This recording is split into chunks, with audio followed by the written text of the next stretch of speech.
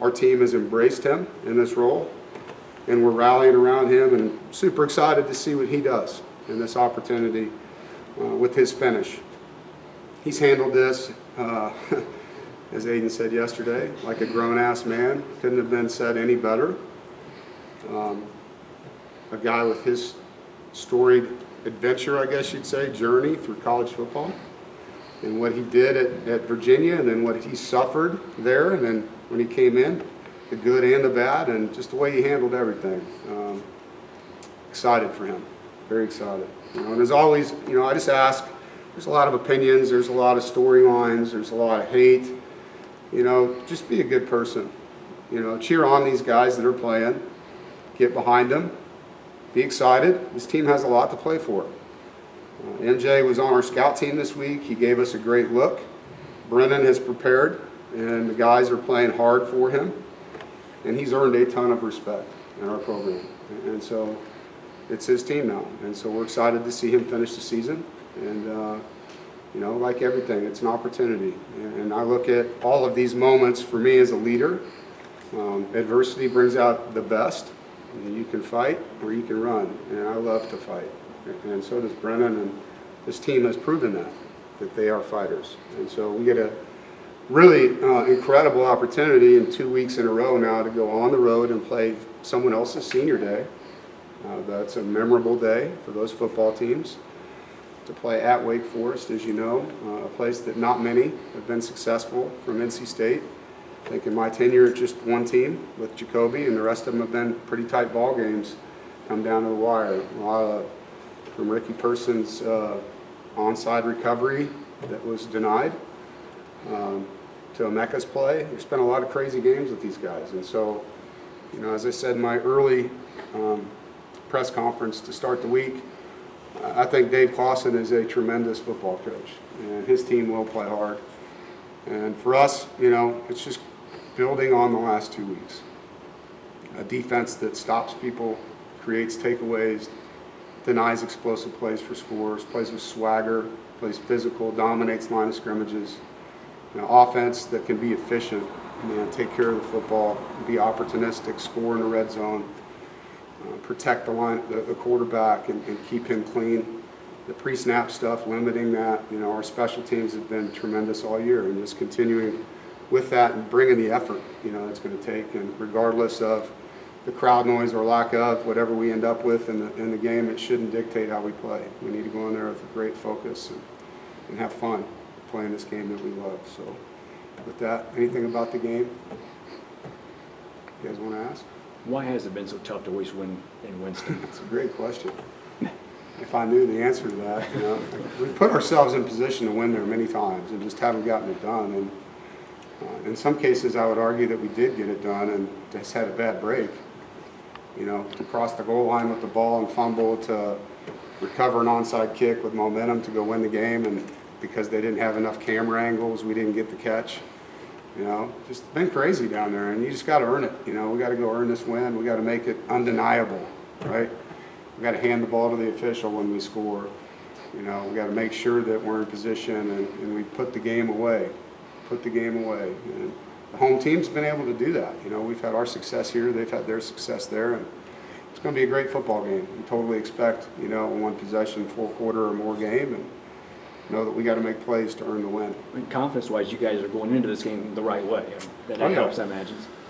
Guys are in a good place right now. They also have an edge to them. They're on a 5-game season mission to be the best team in the ACC for 5 games. And this is the 3rd step. And just do it again. Should, God forbid, something should happen to Armstrong, do you have an idea who might be the backup? Yeah, I was thinking maybe we'd put Dylan McMahon at quarterback and or Peyton Wilson maybe. That'd be a good look. Coach Doeren, great effort by your defense this past week, and you said with the goal line stand, not allowing any touchdowns, and frustrating Tyler Van Dyke early. How do you look to replicate that this Saturday and put pressure on Mitch Griffiths early in the game? Yeah, each week's a different challenge, They're going to be on the line fast. There's a lot of run game that's pass game at the same time, so you're fitting max protection or run, basically, and the RPOs that go with that. And so you have to get off blocks. You have to knock their line of scrimmage back and when we blitz, we have to blitz with the mentality we're going to win. You know, it's going to be very challenging to have an unblocked blitzer with how many guys they keep in their protection. So you got to beat blocks, and you got to strain, and if their quarterback's walking up into the line with the football to throw, we got to bat some of those balls up. But yeah, I mean, each week, and this one in particular, it's a unique challenge. Our defense is excited about the challenge, and we know they will be too. Do you see a difference with Brennan doesn't have to do everything like maybe he thought he did going into the UConn game or Notre Dame? You know, Kevin didn't have a carry when Brennan was the starting quarterback. He didn't have a pop pass when Brennan was the starting quarterback. So I don't know, maybe they talked to Brennan at all about this, but it's a different team the last few games where you have the defense first formula and don't turn the ball over, don't have penalties, you know, be smart formula that maybe wasn't there because the team was finding itself the first few games. Yeah, I think you're like spying on me, man. Like, that conversation is exactly the one that we've had, and actually I didn't have to have it. He said it to me. He knows what we're doing. He understands. He's also in a very good mental space. I think that break for him was good. It was. It was time for him to reset, reevaluate what he was doing, watch what's happening, and put his head down and work. And couldn't be more proud of, you know, how he handled that break. But you're right. Like, we weren't huddling back then. You know, we weren't all together in the huddle. We weren't talking the way we're talking now, connecting the way that we're connecting now. The guys are playing better around the quarterback, and they have to do that in this game. They have to play well around the quarterback in this game. Has MJ told you he wants to remain in the program, and is that something he'll You be know, allowed to do? everything about this is Wake Forest right now. We'll get into everything else later. I made my statement. So anything about Wake Forest you guys want to talk about, I'm definitely open to that. You talked about huddling. What do you kind of like about, you know, guys kind of getting back together on the field, you know? Yeah, you know, I think when you change offenses and personnel in and out of your huddle, when you're together in the same system over time, maybe the huddle's not as important. But I felt we were disjointed, you know. We were dropping passes. We were in pre-snap penalties, and it just didn't look like a group of guys that was playing together. And to me, the first thing you do is get on the same page. And it's the easiest way to do that. Hear the quarterback talk every play. Get them all right there, get their eyes on his eyes, let him speak to them, and then break the huddle together, connect, put your arms on each other, put your arms around each other, you know, bump each other, fist bumps in the huddle, all that, you know, and then let's go play the game. And so to me, that was a solution to a problem that we had. And I don't know if it'll stay forever, but right now I think it's been a good change. With guys, talking about guys playing well on Brennan, how crucial is it going to be for the running back room to start building on? Last week, Jordan Poole's in there now. Yeah, you know, those guys do a great job. You know, their role has changed, you know, because we are pitching the ball to some guys, and they're not getting as many carries, and they've been great teammates about it. They just want to win. And so whatever we ask those guys to do, they've been tremendous. And I know that's not easy, you know, as a guy that's a runner, you want to run the football more, you know. And so what I think they've learned is, hey, whatever we need to win, we're going to do. And when we get our touches, like you saw Kendrick get a touch, do something with it. You know, make somebody miss. Don't let the first guy tackle you. You know, do your job in there. And I always tell the players, if you want to play more, play better. You know, just put better things on tape, get in practice and make plays, and then that thing starts to evolve in a different way, you know. Brennan has been a captain for you guys, as a starter and a backup, consistent leader throughout all of that. How helpful was it having someone with all of his experience going on the road in the conference? Yeah, he's been through a lot, and I think, you know, the one thing I respect about him more than anything is just how he works day in and day out. I think your consistency as a person is what builds trust, you know, and if I know I'm going to get the same 5 every day, Brennan, every day, then I know how to coach that guy. And even, I mean, the first run, he tried to win every rep. The third run, he tried to win every rep. The fifth, everything was the same with him. And he's had to get better at some things in his game, but you know what you're getting. You're getting a tough dude that's going to compete hard. And he's going to put it on the line. You know, I mean, he tried to run over that big safety from Miami. Like, he got up smiling, like, damn, that guy. You know what I mean? He came over, he's like, that's a big dude. I'm like, yeah, that is a big dude, like, you know, but I think the players love that. You know, they love to see that. And not just saying him, like, they love to see consistent strain, like Davin Van. The guys love Davin because what are you going to get from Davin? I mean, you're going to have to pick him up and carry him to the locker room at the end of the game sometimes, you know. He's pulling this brace on and this brace on and this, you know what I mean? Like, that's, players dig that, man. I like playing with dudes like that that are going to put it in there. So Peyton Wilson, similar thing, right?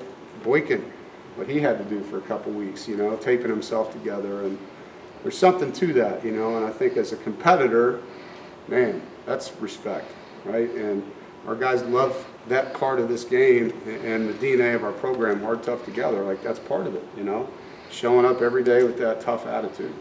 Is it validating as a head coach, having that many of those types of guys in the Yeah, it is, and it was also why I was disgusted after the Duke game, because I didn't see that on the field. I was really disappointed. Like, that is not what I've worked 11 years to do. Win or lose, like, I want to see people hitting people. I want tough, you know?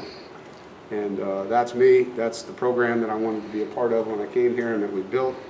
And the guys have understood where I was coming from. Like, Coach, we're with you. That's not who we want to be either. And let's go play better. And they have. And so now to do it again against a really good team, because Wake Forest, man, you go down there and play, you're going to get, especially on senior day, you're going to get a really good football team.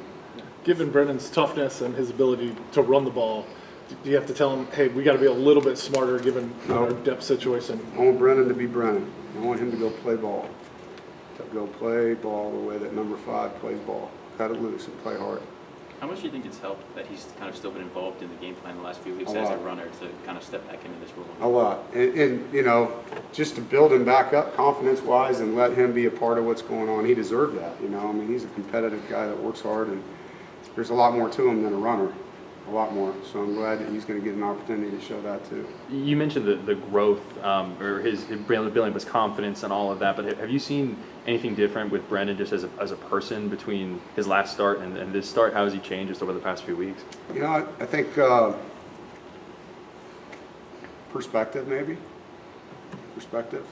You know, just understanding that these might be his last however many games, right? And he said it to me the other day, Coach, man, I just want to go have fun. And just want to enjoy playing this game. And you could just see it, you know, in his eyes. He was really excited to play. And that's cool, you know. I mean, I think he came in with some pressure on him. You know, there's no pressure on him right now. Just go play football. When did you talk to him? When did you let him know that he was going to be a starter? I don't remember. These days are running together. It was Sunday or Monday, something like that. I haven't slept in a week, so it's like one of those 2 days he found out.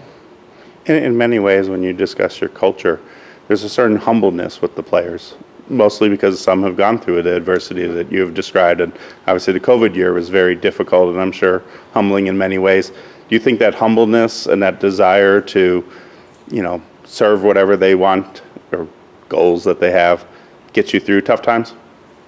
You know, I think be humble and be hungry is a part of our program. And it's a part of, for those of us that are spiritual, it's part of our walk with God, you know, is humility. And I think that's important. It's really important. And sometimes you get humbled, and injury humbles you. It does.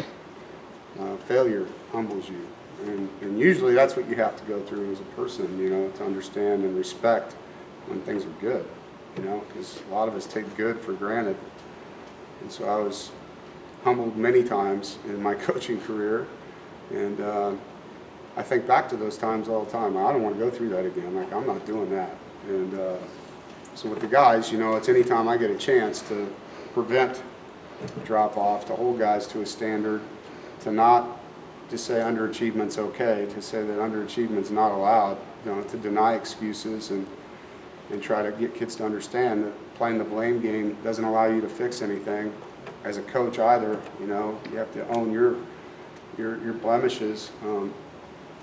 I think that's a really good lesson for the guys and for the coaches. There's a lot of coaches out there that are, you know, big on themselves, you know, and I think the humility aspect of this sport and really in life is just critical for your personal growth, you know, if you want to reach any type of goals. Coach Doeren, as you mentioned, Last question, guys. as you mentioned, a lot of credit to your defense for limiting the big plays downfield. How important is it for guys to be disciplined this week and not get drawn into that slow mesh and stick to their assignments against Wake? I think we have them all, Annabelle, like, where all this information's coming from. Yeah, so when you play these guys, like, you might be in your gap way longer than you're used to because the ball doesn't declare. It's just walking up slowly to the line. And that got us a couple years ago. You know, our guys on the edge were, where is the ball? And then and then the ball comes out. So yeah, you have to knock the edge back to the depth of the football and then pursue. And sometimes it takes you a little bit of time to get used to that in the game. We're practicing it, obviously, but that is a concern, you know. The timing of when the ball hits the gaps is different than any other offense you're going to play.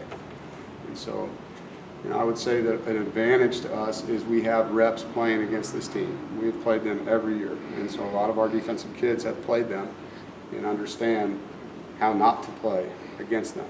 You know, it's going to be maybe the guys that haven't played against them that have to suffer a little bit in that.